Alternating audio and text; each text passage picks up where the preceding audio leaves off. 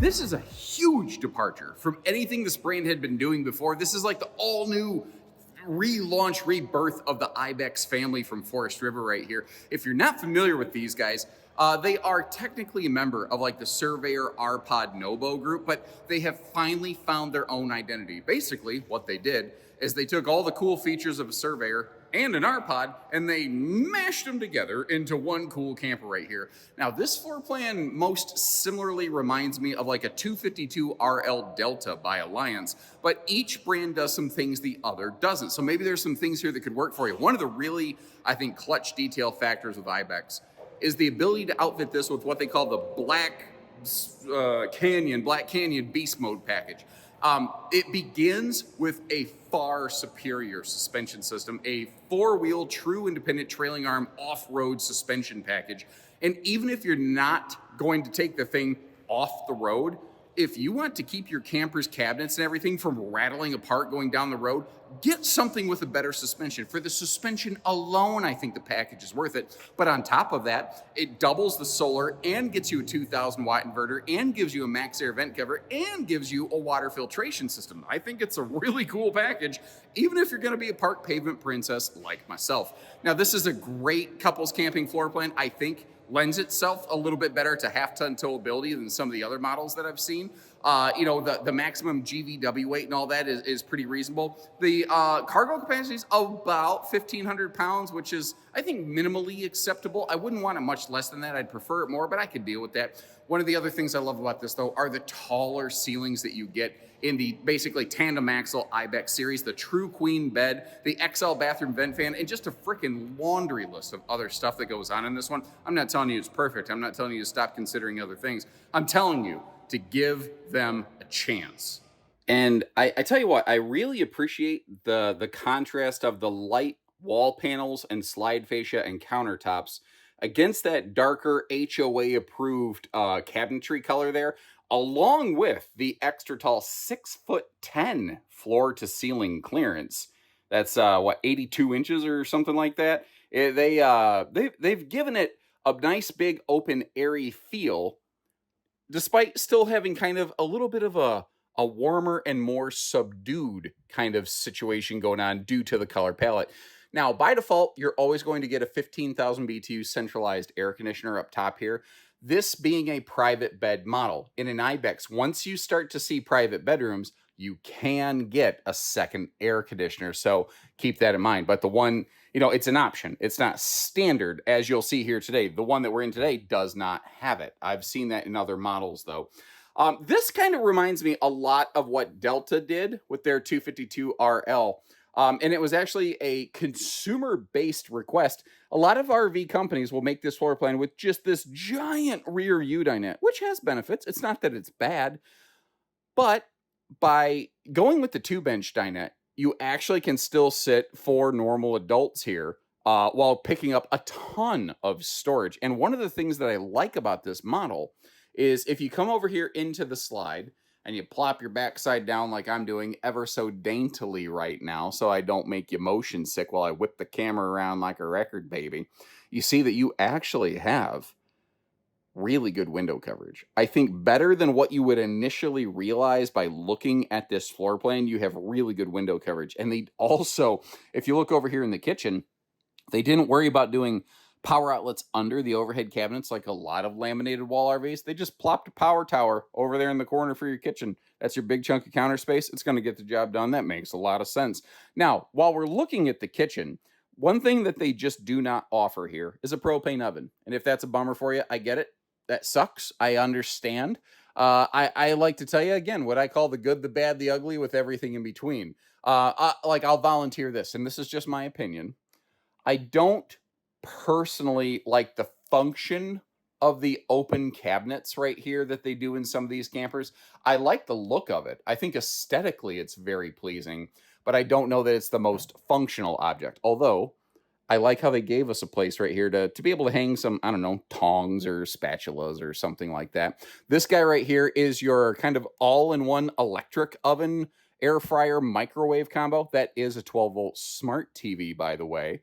and it can pivot around. So let's say you do have like a grandkid or something like that, or maybe you've got ladies, you got a husband who tried to have an independent thought and tried to argue with you, so now he's sleeping on the dinette tonight. If you want to turn that TV toward him and play the SpongeBob for his childish ways, you could absolutely do that here.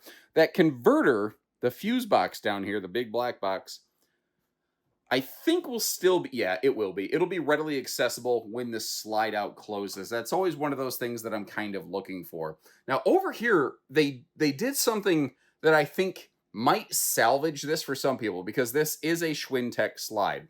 And for a lot of folks, when they see or hear Schwintek slide, they immediately say, hey, no thank you. A lot of times, though, they say that because when you typically have a step-up Schwintek slide, you cannot have like a nicer theater seat or something like that. But as you'll see when this footage goes on, that actually is a kick-out and reclining theater seat with a fold-down center armrest and two of those little fold-away swivel stands, or removable swivel stands. I've already pulled one out. But as you see, it is a step-up slide. When we get to the outside of the RV, I will show you and explain why they use that slide system here. Rack and pinion was just literally not available on this floor plan due to a couple things that, again, we'll get into when we get out there. I don't want to end up double explaining it. Before I forget, though, down here, right by the door, you do have your central vacuum system with the little thing at the bottom is what I call the electric dustpan. You can literally just flick it up with your toes and sweep everything in. And being right next to the door where you tend to collect the most of the dirt, I think that's actually like really useful, really awesome. And I think we'll actually be able to probably get to check out all the kitchen storage, well, all the living room and kitchen storage in one shot here, if you bear with me. I love the quadruple drawers down to the floors. I'm very impressed that they pulled that off, even though they have cabinet ducted heating. Usually when you go with cabinet ducted heating, you lose a little bit of kitchen storage. They navigated that very, very well. With a very trained eye, I can see where you did lose a slight amount of depth off that bottom drawer, but not enough that I think it's ever going to make a hill of beans of difference. It's just my 2 cents. I will say, you're going to need some long arms of the law to reach all the way around the corner to that the back side of that cabinet. So make sure you put something in there that you can reach in and grab. I'm going to get you up close and personal here with the sink and stuff in a second, but I want to point out how the sink cover actually doubles as a little bit of a stovetop backsplash, which is anytime one thing can do two things in here, I think it's great. More than that, though, I think that's just a good storage and travel location for that sink cover. Now, if I work my way up here, this is one of my only personal preferences I'd like to see done differently. I'd like that shelf gone to just leave me a space for a big old wastebasket in here. In case you're wondering, the little baggie, that's a little thing that they do. They put on the sinks or the faucets to keep the antifreeze from dribbling around. But this is the Hammerhead 2-in-1, which is what I like to call it. Because first of all, you've got the little waterfall sprayer kind of function, but you do have a more direct sprayer. All you do is, flip it the direction, punch the button, and there you go. Working our way back here, we do have a 10 cubic foot, 12 volt compressor fridge. Whoa, I'm okay. Yeah, I forgot I left all the kitchen cabinetry open behind me. So you might hear a door clunk as I close that with my foot. They are soft close cabinet doors though, so no, you won't hear it make that big old awful clunk sound. Now, one of the things here I want to point out, when you look at this theater seat, like it legitimately is a theater seat, but it's not a wall hugger. They don't make a wall hugger that fits a step-up slide. So if you see one of these in person, you might notice the sofa sits awfully far forward. That's because if you actually do recline in it, you need the extra depth there. And, actually, hold on. You can use this as a bit of storage space. I forgot. I actually kind of pseudo-simulated that by putting one of those swivel stands back here to give you a point of reference. I know that's not like the world's greatest camera angle, but I ain't no Steven Spielberg, so that's not going to be a thing. James Cameron's not going to ask me to do the camera work on Avatar 3 anytime soon. Anyway, the cabinetry, by the way, it is pocket-screwed lumber core. And as I mentioned before, that dinette can fold down into a sleeper. Now, something I forgot to display for you is how the left side here does have storage below it. And they at least give us doors to access that easily. If you want even easier access to that, my suggestion is go to like Target or Walmart or Amazon or something and get a long, flat, shallow tote that you can reach in and grab and use kind of like a drawer to pull everything forward toward you.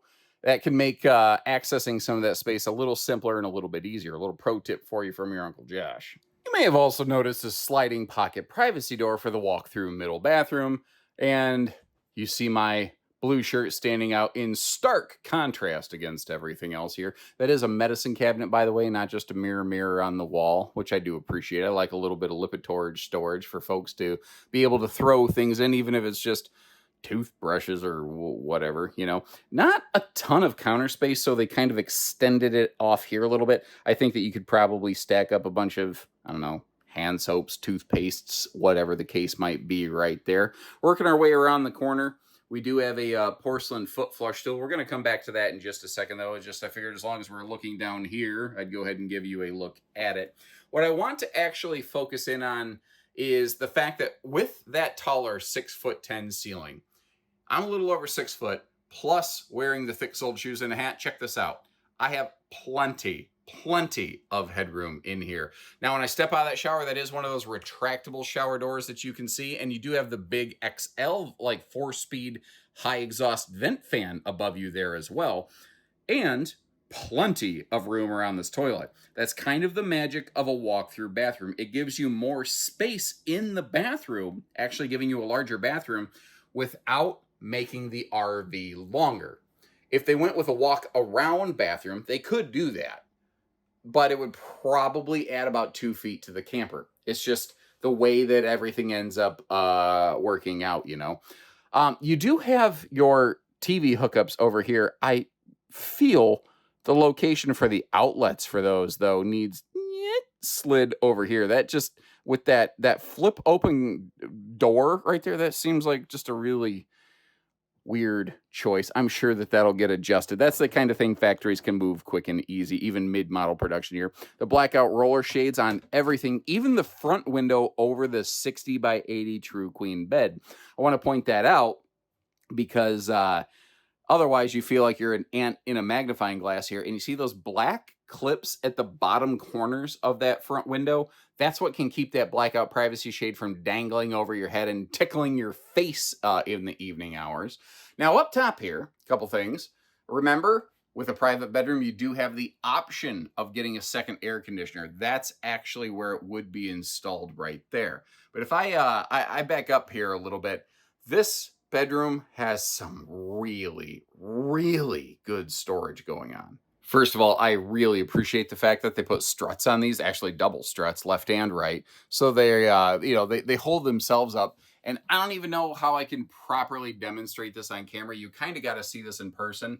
Because of the shape of the nose of this, that's some of the deepest and most functional overbed storage space I think I've ever seen.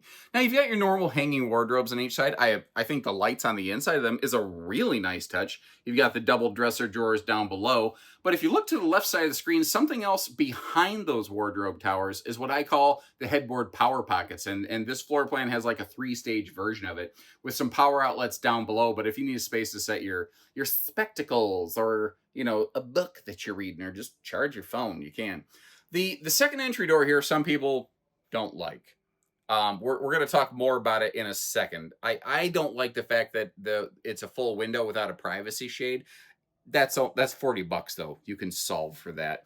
The other thing here is, again, we have that 60 by 80 True Queen bed, and thankfully they've made it very easy to lift. Where that's really nice is if you replace what I lovingly refer to as the factory backbreaker death wafer, because there is nothing special to write home about on this factory mattress right here.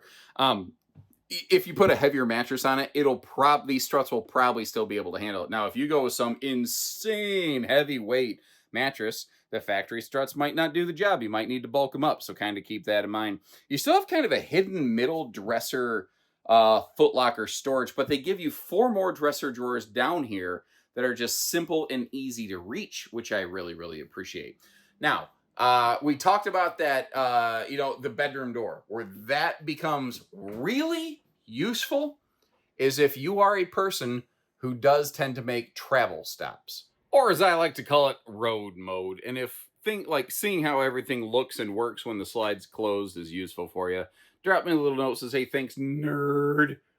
Or don't. I can't tell you what to do. But if you are at a travel stop, this model offers access to all the critical functions, but it's what I call two-stage travel access, where you got to go in and out of the camper. And that's where that bedroom door comes into play. What I mean by that is back here, you have not just kitchen, but also dining capability, because the dinette is not in a slide out. There's absolutely no question of can you use the slide in transit or not. You don't need to. There's no, the short answer is, by the way, no, you can't. But you don't need to, because you still have a place to sit down, grab a bite to eat in transit.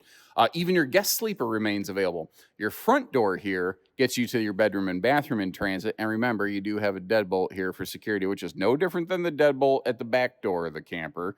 And hey, if they were going to break into the back door of the RV, at least the bedroom door gives you a way to get out, because nobody wants to fight a gas station murder hobo when they wake up from, Jack Daniel's sleepy time on your next camping adventure. But at a travel stop, or when the RV is in storage and you're just packing up, even if you don't make travel stops, being able to access everything in the RV like this is actually really, really useful in a lot of different scenarios, not even just at a travel stop. So if that's helpful little info for you, hit the little, I don't know, hit one of the buttons on the video, or don't, whatever, man, whatever. Now, when this video began, I described this one as something I feel could be considered half-ton towable. How do I qualify and quantify that? It's always a little bit case by case. This one is 29 foot, tip to tail, tongue to bumper, or maybe tongue to receiver hitch or something like that in the case of this camper.